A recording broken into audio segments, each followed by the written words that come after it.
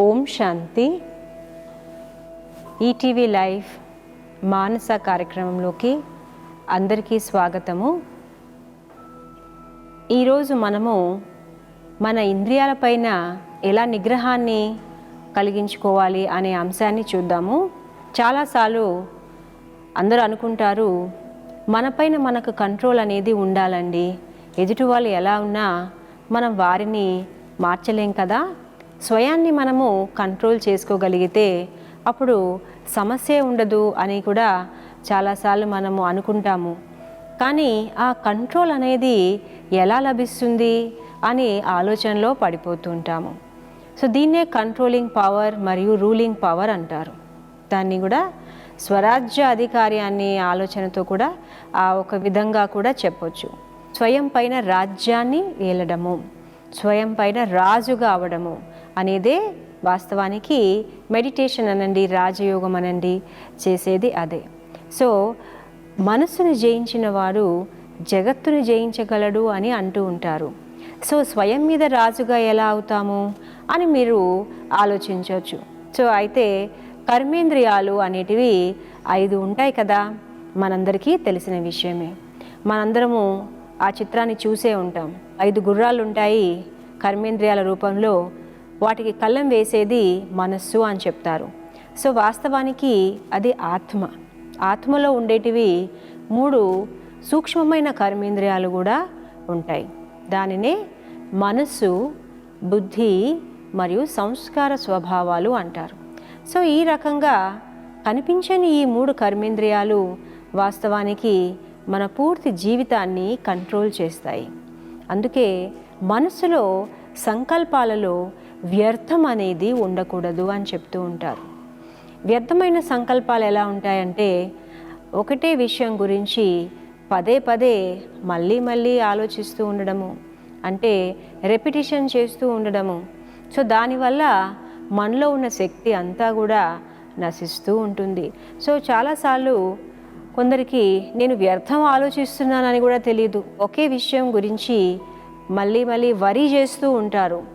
ఒక ఫలానా ప్రాజెక్ట్ అనుకోండి, లేదా ఫలానా సమస్య అనుకోండి, అది మరి పరిష్కారం అవుతుందా లేదా, ఇలా ఆలోచన రావడంతో తిరిగి పూర్తి విషయాన్ని దాని గురించి లోతులోకి వెళ్ళిపోతారు. మళ్ళీ ఏదైనా పని వచ్చినప్పుడు మనం ఆ వర్క్ చేసుకున్నాం, తర్వాత మళ్ళీ ఖాళీ సమయం రాగానే మళ్ళీ అవే వ్యర్థమైన ఆలోచనలు వస్తూ ఉంటాయి. కొందరికి వ్యర్థంగా మాట్లాడే అలవాటు కూడా ఉంటుంది. వ్యర్థంగా మాట్లాడడం అంటే ఒకే విషయం గురించి పదే మాట్లాడడం, లేదనుకోండి గాసిప్ చేస్తూ ఉండడం. ఒక విషయం ఏదైనా జరిగింది, ఎవరైనా ఏదైనా తప్పు చేశారే అనుకుందాం, ఆ విషయాన్ని మనం అర్థం చేసుకుని మనలో ఉన్న కెపాసిటీ ఆధారంగా దాన్ని పూర్తి చేసేసి ఎవరికీ ఏమీ తెలియకుండా గుప్తంగా ఆ విషయాన్ని కవర్ చేయడం ఒక పద్ధతి. ఇంకొక పద్ధతి ఎలా ఉంటుంది, నలుగురికి ఆ విషయాన్ని మళ్ళీ వెళ్ళి చెప్తూ ఉంటారు. చూడండి ఫలానా వారు ఇట్లా ఉన్నారు, వాళ్ళు అలా చేస్తారు, ఇలా చేస్తారు అని వాతావరణంలో నలుగురు మనుషుల్లో ఆ విషయాన్ని వ్యాపిస్తూ ఉంటారు. సో ఇలా వ్యర్థంగా మాట్లాడేసి వ్యాపించడం వల్ల మనకు వచ్చే లాభం ఏమీ కూడా ఉండదు. సరే నలుగురికి చెప్పేశాము, మనం ఫ్రీ అయిపోయాము అనుకుంటారు. కొందరికి కడుపులో ఏది పెట్టుకోలేరు, అన్నీ మళ్ళీ అందరికీ చెప్పేస్తూ ఉంటారు. సో దీన్నే మనము వ్యర్థమైన మాటలు అని అంటాము. దేని పట్ల అయితే మనకు బాధ్యత లేదో ఆ విషయాలకు సంబంధించి మనం ఎందుకు మాట్లాడాలి, ఎందుకు ఇతరులకు వ్యాపించాలి. సో ఇది ఒక పెద్ద సమస్యగా ఈ మధ్య తయారైంది. దీనివల్ల సంబంధాలు చాలా పాడైపోతాయి. కనుక వీలైతే మనము సంబంధాలు జోడించడానికి ప్రయత్నించాలి, కానీ ఇలా సంబంధాలని మనము పోగొట్టుకోకూడదు, వాటిని తెంచుకోకూడదు అనే మనము ఆధ్యాత్మికతలో చెప్తాము. సో ఈ రకంగా వ్యర్థమైన మాటలతో కూడా సమస్యకు కారణమవుతుంది. మాటల వల్ల మనం అనుకున్నట్లు సంబంధాలు చాలా దెబ్బతింటాయి, అనవసరమైన అనుమానాలు సంబంధాలలో పెరుగుతాయి. కనుక మాట్లాడేటప్పుడు మనం ముఖ్యంగా గమనించుకోవాల్సిన విషయము, తక్కువగా మాట్లాడండి, అవసరం ఉంటేనే మాట్లాడండి, లేదంటే మనము సైలెన్స్లో మన ఒక ఎనర్జీ చాలా పెరుగుతుంది అంటారు. సైలెన్స్ అంటే ఏమిటి? సైలెన్స్ అంటే అంతర్ముఖంగా అయ్యి మన లోపల మనలో ఏమిటి స్పెషాలిటీస్ ఉన్నాయి, వాటిని ఇంకా ఎలా పెంపొందించుకుంటే బాగుంటుంది చూసారా, ఇలా ఆలోచించుకోగలగాలి. తర్వాత మనలో ఎటువంటి బలహీనతలు ఉన్నాయి, ఈ బలహీనతలని నేను తీసేయడానికి ఏ రకంగా మనం ప్రయత్నిస్తే బాగుంటుంది, నలుగురికి నాలోని బలహీనతల వల్ల సమస్యకు కారణమవుతుంది కనుక నా బలహీనతలని నేను ఎలా ట్రై చేసి నెమ్మదిగా నా వ్యక్తిత్వంలో నుంచి తీసేయాలి. ఇలా ఆలోచించడం వల్ల ప్రయోజకరంగా ఉంటుంది. కొందరు వ్యర్థమైన కర్మలు కూడా చేస్తుంటారు. వ్యర్థమైన కర్మలు అంటే దానివల్ల ఎవరికి కూడా ప్రయోజనం ఉండదు. చేసిన విషయమే మళ్ళీ చేస్తుంటారు, లేదా చేసిన ఒక పని గురించి పదే చెప్పుకుంటూ ఉంటారు. సో ఈ రకంగా వ్యర్థం వల్ల మనకు కర్మేంద్రియాలపైన మనకు కంట్రోల్ అనేది తప్పుతుంది. వ్యర్థం అనేది మనసులో చాలా ఫాస్ట్గా నడుస్తుంది. దానివల్ల మనము ఈ యొక్క కంట్రోల్ తప్పే రిస్క్ అనేది ఉంటుంది. అదే రకంగా రెండవ సమస్య మరి సోమరితనము, తర్వాత కేర్లెస్నెస్తో కూడా కొందరు బాధపడుతూ ఉంటారు. దానివల్ల కూడా ఏమవుతుంది, కర్మేంద్రియాలపైన కంట్రోల్ అనేది ఒక్కొక్కసారి తప్పుతుంది. సో ఏ రకంగా లేజినెస్ అంటే లేట్గా ఏదైనా పనులు చేయడము, లేట్గా మనము అంగీకరించడము, లేదంటే ఏదైనా విషయం అవాయిడ్ చేయకుండా ఉండడానికి ఎంత వీలైతే అంత ప్రయత్నిద్దాము అనే ఒక వృత్తి ఏదైతే ఉంటుందో దానివల్ల చాలా సమస్యకు కారణమవుతుంది. దానివల్ల జీవితంలో సక్సెస్ అనేది ఉండకపోవచ్చు. సో ఇటువంటి సోమరితనము, తర్వాత ఇంకొకటి కేర్లెస్నెస్ అంటారు. కేర్లెస్ అంటే జాగ్రత్తగా మనము అలర్ట్గా కర్మలు చేయకుండా దాన్ని లూజ్గా చేయడం. సో ఒక ధ్యాస పెట్టి మనము చేయగలగాలి. చూడండి, మనం ఏ విషయంలోనైనా సమయం పెడుతున్నాము, వెచ్చిస్తున్నాము, అప్పుడు ఆ ఒక చేసే కర్మ పర్ఫెక్ట్గా అటెన్షన్తో అలర్ట్గా చేయాలి. సో ఈ ఒక విషయం మీద ఎప్పుడైతే మనము దృష్టి మళ్ళిస్తామో అప్పుడు మనం కర్మేంద్రియాలపైన మంచిగా విజయాన్ని సాధించవచ్చు. కర్మేంద్రియాలపైన కంట్రోల్, ఆ తర్వాత రూలింగ్ పవర్ అని కూడా అంటారు, రూల్ కూడా చేయొచ్చు. ఉదాహరణకి మనము ఏదైనా మనం బండి మీద వెళ్తున్నాం అనుకోండి, మన ఎదుట ఏదైనా ఆపోజిట్ డైరెక్షన్లో మన పైకి వస్తుంది. సో వెంటనే మనం బ్రేక్ వేయాలి కదా. బ్రేక్ వేయలేదనుకోండి యాక్సిడెంట్స్ అయ్యే ఒక ఛాన్స్ ఉంటుంది. సో అలా బ్రేక్ వేయడం అంటే మన సంకల్పాలని కూడా మనం అలా స్టాప్ చేయగలగాలి. నా మనసులో నాకు ఆలోచన వచ్చింది, నాకు అర్థమవుతుంది ఇది మంచి ఆలోచన కాదు, దీనివల్ల ప్రయోజనం లేదు అని నాకు తెలిసినప్పుడు వెంటనే నేను దాన్ని స్టాప్ చేయగలగాలి. ఈ రకంగా నేను ఎందుకు ఆలోచిస్తున్నాను, దీనివల్ల ప్రయోజనము ఉండదు, ఇది చెడు, ఇలా మనము ఒక మంచి విచక్షణ ఆధారంగా ఆలోచించి దాన్ని వెంటనే ఖండించగలగాలి. దీన్నే బ్రేక్ వేయడము అంటారు. ఇలా బ్రేక్ వేయగలగడము కంట్రోలింగ్ పవర్లో ఉండడం. ఒకవేళ రోజంతా నేను ఏం ఆలోచిస్తున్నానో నాకు తెలియదు అంటే అది చాలా డేంజరస్ పరిస్థితి అవుతుంది. రోడ్డు పైన నేను ఎలా వెళ్తున్నానో, ఎటు వెళ్తున్నానో తెలియకుండా వెళ్తున్నాను అన్నట్లుగా ఉంటుంది. కనుక దీని కొరకు ఆధ్యాత్మికతలో మెడిటేషన్లో ఒక మంచి ఉపాయం మనము చెప్తాము. అదేమిటంటే ప్రతిరోజు రాత్రి పడుకునే ముందు ఒక మంచి జర్నల్ రాయాలి, డైరీ రాయాలి. ఆ డైరీలో మనము ఈరోజంతా నాకు ఎలా ఉండింది, నేను అందరితో ప్రేమగా ఆప్యాయంగా ప్రశాంతతతో వ్యవహరించానా లేదా, ఎవరితో అయినా నేను కించపరిచినట్లుగా ఏమైనా మాట్లాడానా, చూసారా. ఇలా నా సంకల్పాలు ఈ రోజంతా కూడా మంచిగా పవర్ఫుల్గా ఉన్నాయా, సమర్థవంతమైన సంకల్పాలు తీసుకున్నానా, తర్వాత తోటి వారి పట్ల నాకు శుభభావన శుభకామన ఎంతవరకు ఉండింది, వారి కళ్యాణాన్ని నేను కోరుతున్నానా. కళ్యాణం కోరడం అంటే అందరూ కూడా వాళ్ళ జీవితంలో పురోగమించాలి అనేటువంటి మంచి ఆలోచన నాకు ఎంతవరకు ఈరోజు ఉండింది. ఒకవేళ నాకు ఎవరి పట్లైనా ఏదైనా నెగిటివ్ లేదా వ్యర్థమైన సంకల్పాలు నడుస్తున్నాయా, ఒకవేళ అలా నడుస్తున్నప్పుడు మనం ఏమిటి చేయాలి, దీనికి ఆధ్యాత్మికతలో ఒక మంచి ప్రాక్టీస్ ఉంటుంది. ఆ ప్రాక్టీస్ ఏమిటంటే 2 కళ్ళ మధ్యలో నేను ఒక నక్షత్రంలాగా మెరుస్తున్నాను, నేను ఒక డైమండ్ని, నేను ఒక ఆత్మను, జ్యోతి స్వరూపాన్ని. ఇలా రోజంతట్లో ఖాళీ ఉన్నప్పుడల్లా కూడా మనము ప్రాక్టీస్ చేయాలి. దీనినే ఆత్మ అభిమాన స్థితి అని కూడా మనము అంటూ ఉంటాము. సో దానివల్ల ఏమవుతుందంటే మనలో ఉన్న ఈ వేస్ట్ అంతా కూడా చాలా మటుకు తగ్గిపోతుంది. తర్వాత ఫుల్ స్టాప్ కూడా, అంటే బ్రేక్ వేయడం అని అన్నాం చూసారా, అలా వ్యర్థమైన సంకల్పాలు వెంటనే స్టాప్ చేసే అటువంటి ఆస్కారం మనకు లభిస్తుంది. సో ఈ ప్రాక్టీస్ ఎలా చేయాలంటే, నా ఒక నుదుటి మధ్యలో నక్షత్రంలాగా మెరుస్తున్న నేను, నా నుండి నలువైపులా ఆ జ్యోతి స్వరూపం నుండి నలువైపులా కిరణాలు వ్యాపిస్తున్నాయి. పవర్ఫుల్ కిరణాలు వ్యాపిస్తూ ఈ శరీరం అనే బాణమంతా కూడా ఫేడ్ అయిపోతూ ఉంది. చూడండి, మనం గుడికి వెళ్తే నుదుటి మధ్యలోనే కదా తిలకం పెట్టుకుంటాము. సో ఆ ప్లేస్లో మనము ఒక ఆత్మ అనే ఆ ప్రాక్టీస్ చేయాలి. ఎందుకని మనం అలా తిలకం దిద్దుతున్నాము?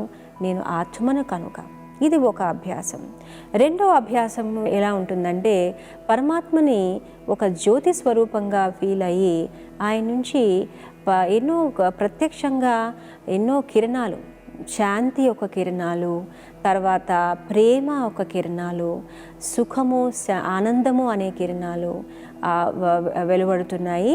ఆ కిరణాల ఒక రేస్ కింద, వర్షం కింద ఆత్మనైన నేను చాలా చాలా శక్తిని అనుభవిస్తున్నాను. చూసారా, ఇది మెడిటేషన్లోనే ఒక పవర్ఫుల్ టెక్నిక్ అన్నమాట. ఎందుకంటే భగవంతుణ్ణి అనంతుడు, సముద్రం లాంటివాడు, సాగరుడు అని చెప్పడం జరిగింది.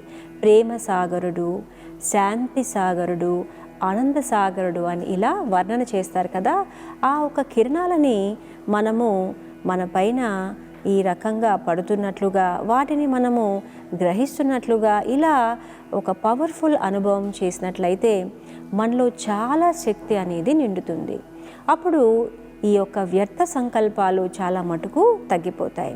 మనం యథార్థమైన మాటలు, యథార్థమైన కర్మలు, యథార్థమైన సంకల్పాలు ఎక్కువగా తీసుకోగలుగుతాము.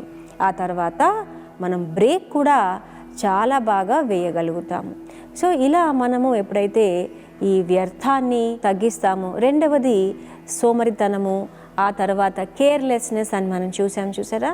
కేర్లెస్గా అంటే అటెన్షన్ లేకుండా ప్రవర్తించడము, అటెన్షన్ లేకుండా మాట్లాడము, అటెన్షన్ లేకుండా ఏదంటే అది ఆలోచించడము, ఇది కూడా చాలా మటుకు తగ్గిపోతుంది.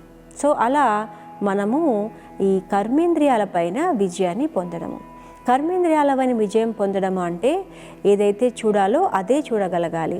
ఒకవేళ చూడకూడని విషయం ఏదైనా మన ముందర కనిపించింది అనుకోండి, మనం వెంటనే ఏం చేయగలగాలి? చూసి చూడనట్లుగా ఉండగలగాలి.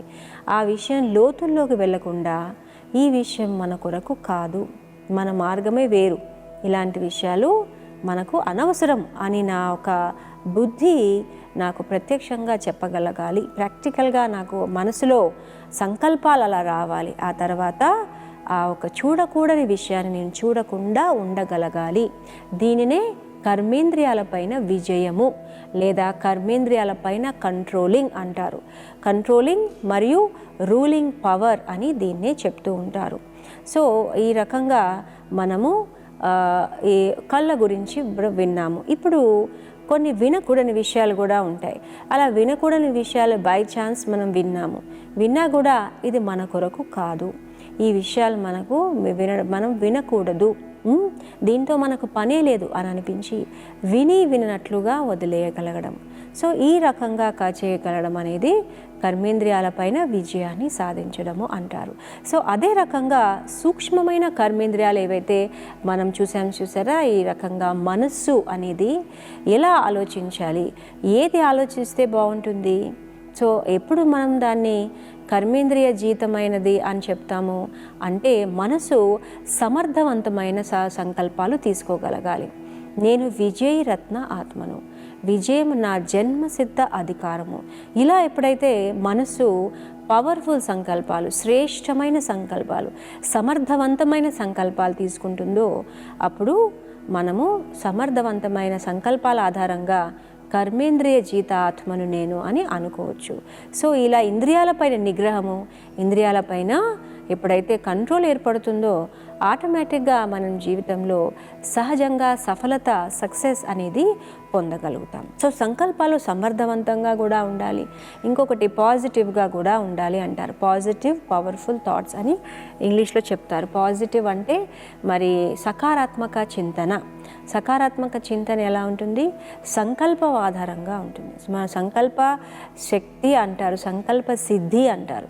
ఎప్పుడైతే మనము పవర్ఫుల్ సంకల్పాలు తీసుకుంటామో అసంభవం అనేది ఏదీ లేదు, తప్పకుండా నేను సాధించగలను, ఇవన్నీ కూడా సమర్థవంతమైన, ఆ తర్వాత పాజిటివ్ సకారాత్మకమైన ఆలోచనలు, సంకల్పాలు. ఇలా మనం ఆలోచించడం ఎక్కువగా ఉన్నప్పుడు కర్మేంద్రియాలపైన మనం విజయాన్ని పొందుతున్నట్లు. ఒకవేళ నెగిటివ్ ఆలోచనలు ఎక్కువగా వస్తున్నాయనుకోండి, కోపము, ఈర్ష, ద్వేష భావాలు, అసూయ భావాలు, అహంభావాలు, వీటిని నెగిటివ్ సంకల్పాలు అంటారు. ఎప్పుడైతే ఈ సంకల్పాలు ఎక్కువగా ఉన్నాయో అప్పుడు మనము కర్మేంద్రియాలపైన విజయాన్ని పొందే ఆత్మ అని అనలేము. అదే రకంగా చూడండి, బుద్ధి అనేది సరైన నిర్ణయం తీసుకోగలగాలి, అప్పుడు మనము కర్మేంద్రియ జీత ఆత్మ అని అనగలము. సో ఎలా బుద్ధి సరైన నిర్ణయం తీసుకోగలదండి అని మీరు అడగవచ్చు. చూడండి, ఆత్మ అని అనుకుని మనం ఎప్పుడైతే ఏదైనా నిర్ణయం తీసుకుంటామో పరమాత్మను మనము మన ముందర సాక్షిగా అనుకుని ఆ పరమాత్మ ప్రెజెన్స్ అనుభవం చేస్తూ ఎప్పుడైతే మనం నిర్ణయం తీసుకుంటామో అప్పుడు ఆ నిర్ణయం ఎలా ఉంటుంది? అది చాలా చాలా అక్యురేట్, యథార్థమైన నిర్ణయంగా ఉంటుంది. విచక్షణ ఆధారంగా నిర్ణయం కరెక్ట్గా ఉంటుంది. ఎప్పుడైతే నిర్ణయం కరెక్ట్గా ఉంటుందో అప్పుడు మళ్ళీ మనకు సక్సెస్ కూడా లభిస్తుంది. ఒక మనిషి గొప్పగా పురోగమించడానికి ఆధారము వారిలో ఉండే నిర్ణయ శక్తి. సరైన సమయంలో సరైన నిర్ణయాలు తీసుకోగలగాలి. సో సమయాన్ని కూడా మనము వృధా అవ్వకుండా దాన్ని కూడా సమర్థవంతంగా చేస్తున్నాము, మన సంకల్పాలను కూడా సమర్థవంతంగా చేస్తున్నాము, మన నిర్ణయాలు కూడా సమర్థవంతంగా ఉన్నాయి. తర్వాత సంస్కారాలలో ఎప్పుడైతే మనలోన బలహీనతలు తగ్గుతూ ఉంటాయి, మనలో ఉన్న వీక్నెసెస్ మనకు తెలుసు కదండి. కొందరు అంటారు నాలో క్రోధం ఎక్కువగా ఉంది అంటారు, కొందరిలో భయాలు ఉంటాయి, నాకు ఫలానా విషయం అంటే భయం, ఫోబియా అంటారు. కొందరు అంటారు ఎక్కువ మంది జనాలు ఉంటేనండి నాకు భయం వేస్తుంది అంటారు. కొందరేమో ఎత్తైన అంటే హైట్స్ ఉంటాయి చూసారా, పైకి వెళ్ళామనుకోండి, ఎత్తైన ప్లేసెస్కి వెళ్తాము, భయం వేస్తుందండి అంటారు. వీటన్నిటినీ ఫోబియాస్ అంటారు. సో చాలామందికి ఈ సమస్యలు ఉంటాయి. క్లాస్ట్రోఫోబియా అంటారు. ఇలా అంటే ఏదైనా మనము చిన్నని ప్లేస్లో పెట్టామనుకోండి, చిన్నని గదిలో పెట్టేసాము, లేదా లిఫ్ట్లో, చాలామంది లిఫ్ట్లో వెళ్ళమంటే భయపడుతూ ఉంటారు, మనకి ఎందులోనో బంధించి పెట్టినట్లుగా వాళ్ళు ఫీల్ అవుతుంటారు. సో దాంతో వాళ్ళకి భయం ఉంటుంది, ఆ ఒక సమస్య ఉంటుంది. ఈ అన్ని ఫోబియాస్ అన్నీ కూడా ఏదో గత జన్మలోని సంస్కారాల ఆధారంగా మన వ్యక్తిత్వంలో ఈ సమస్య అనేది ఉంది అనేది మనం గ్రహించాలి. సో ఇలా మనము ఆత్మ అని ఎప్పుడైతే ప్రాక్టీస్ చేస్తామో దానిని అశరీరీ స్థితి అని కూడా ఈ మెడిటేషన్లో ఆ భాషలో అలా చెప్తాము.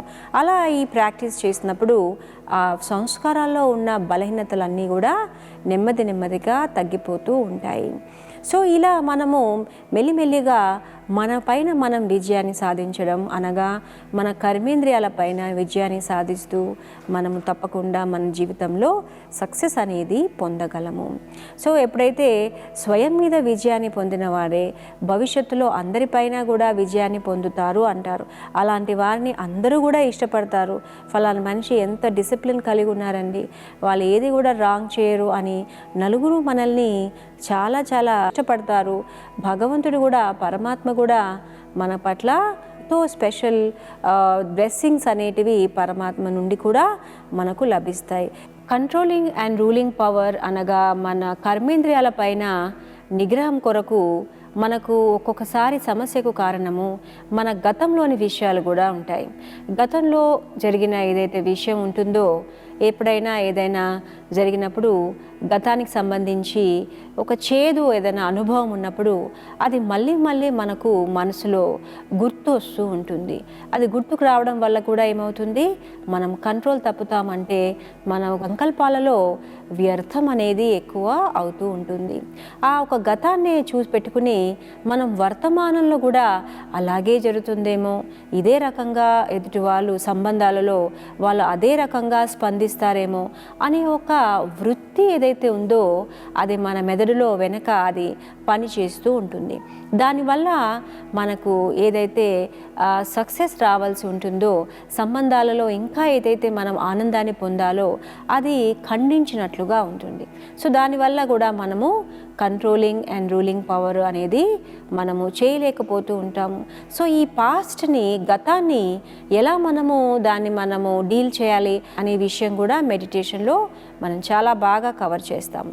సో దీని కొరకు మంచి సొల్యూషన్ ఏంటంటే, ఒక కంఫర్టబుల్ రిలాక్స్డ్ ప్లేస్లో కూర్చుని, ఒక క్వైట్ ప్లేస్లో కూర్చుని మనం ఏమిటి చేయాలంటే, పాస్ట్లో జరిగిన విషయాన్నంతా కూడా మనము తిరిగి రీలివ్ చేయాలి. మళ్ళీ దాన్ని మనం జీవిస్తున్నాం.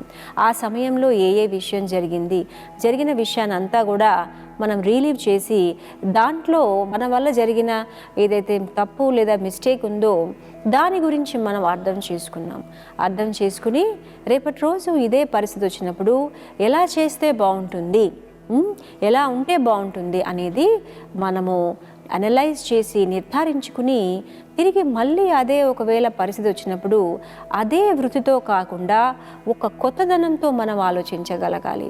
ప్రకృతి యొక్క నియమం ఏమిటి? ఏది కూడా సదాకాలికంగా ఉండదు. ప్రతి విషయము మార్పు చెందుతూ ఉంటుంది. కనుక ఏదైతే విషయం గతంలో జరిగిందో అలాగే జరగాలని ఎక్కడ కూడా రాసిపెట్టు లేదు.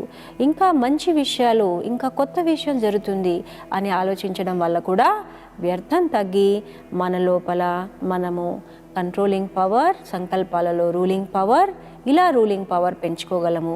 కొత్తదనము, న్యూనెస్ గురించి చూస్తూ, ఆలోచనలలో కొత్తదనము, మరి సంస్కారాల్లో కొత్తదనము, మన దృష్టికోణంలో, మన వృత్తిలో కొత్తదనాన్ని తీసుకురావడం వల్ల మనము ఈ రకంగా ఒక కంట్రోలింగ్ పవర్ పొందగలం. మనసు మీద కంట్రోల్ విషయానికి వచ్చినప్పుడు మనము ఇంకొక ఉదాహరణ చూద్దాము.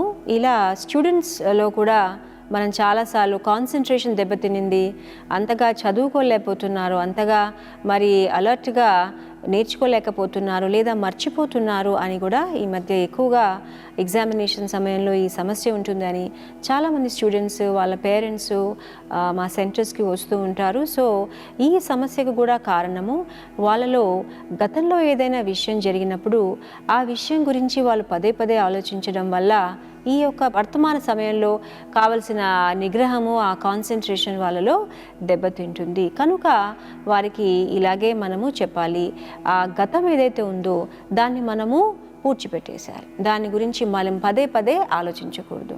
దాంట్లో నుంచి నేర్చుకోవాల్సిన లెసన్ నేర్చుకుని మనం ముందుకు సాగాలి. చూడండి, ఇది జీవితం అంటే ఒక ప్రయాణము, ఒక యాత్ర అంటారు కదా, అది ముందుకు సాగుతూనే దాంట్లో ఆనందాన్ని మనము ఆస్వాదించగలము. సో అలా స్టూడెంట్స్కి కూడా మనము మెడిటేషన్లో మంచిగా ఇలా కాన్సన్ట్రేషన్ పెరిగే విధానాన్ని కంట్రోలింగ్ అండ్ రూలింగ్ పవర్ ఆధారంగానే మనం చేయగలము అని నేర్పిస్తాము. సో వర్తమానంలో సంబంధాల్లో కూడా మెరుగుదల మనకు ఈ కంట్రోలింగ్ పవర్ వల్ల వస్తుంది.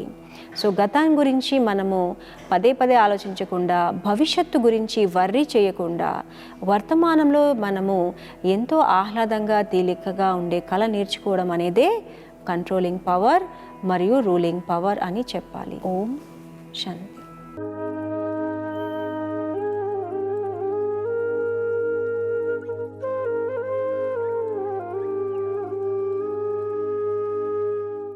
ఈ కార్యక్రమాన్ని తిరిగి చూడాలనుకుంటే www.youtube.com/@ETV Life Spiritual లో చూడవచ్చు.